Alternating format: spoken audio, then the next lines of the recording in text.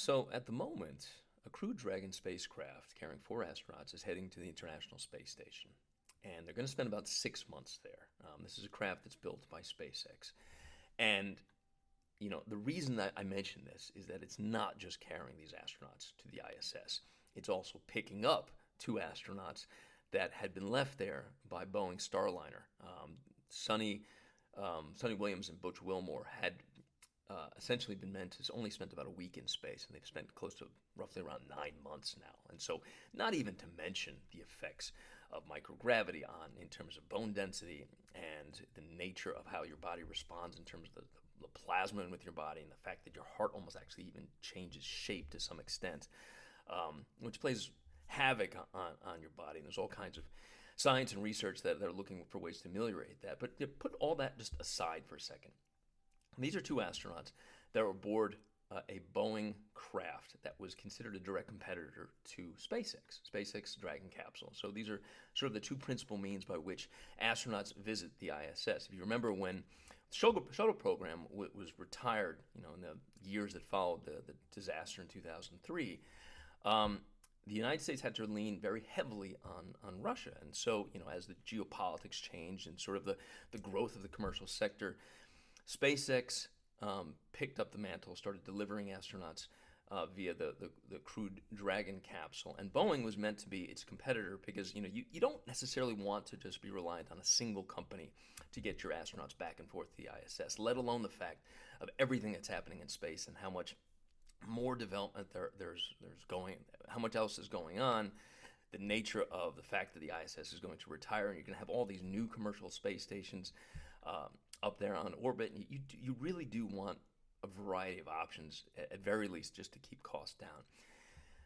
Butch and Sonny have been effectively stranded up there, and SpaceX is set to bring them back. And so, in the context of that, you just sort of think about the nature of Elon Musk's influence in the White House. This is the head of the most dominant space company in the world right now. SpaceX has more launches than most countries, actually than all countries, including China. And you look at Starlink, which is by far the largest constellation that's out there. And you just start to get a sense of how influential this company is, and the fact that it now has to sort of take back the astronauts that Boeing could not. I would imagine this is something that Elon Musk is going to be talking about. You might hear some commentary out of the White House about this, but more broadly speaking, kind of speaks to some of Boeing's problems here. Now, if you remember last year, there were some rumors that came out of this Wall Street Journal article that suggested that Boeing might be unwinding some of its aerospace capacities or markets or contracts.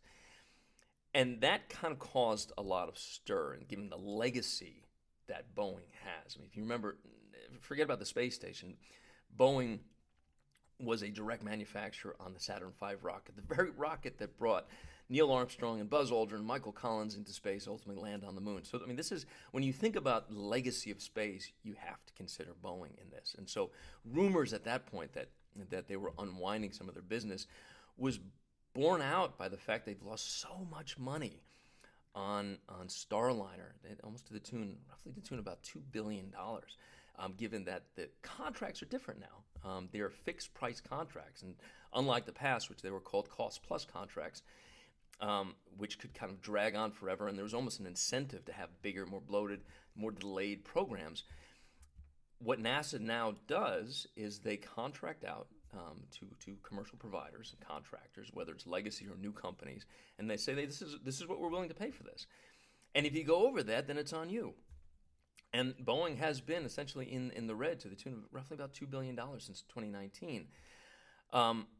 All that being said, you look also in tandem with what's happening with SLS, which is a direct competitor to Starship, and all the delays and all the cost overruns, and the fact that Elon Musk has the ear of President Donald Trump in the White House. It's a head-scratching moment, but it's also a major sort of public relations moment, potentially, for SpaceX, which is set to bring these astronauts back.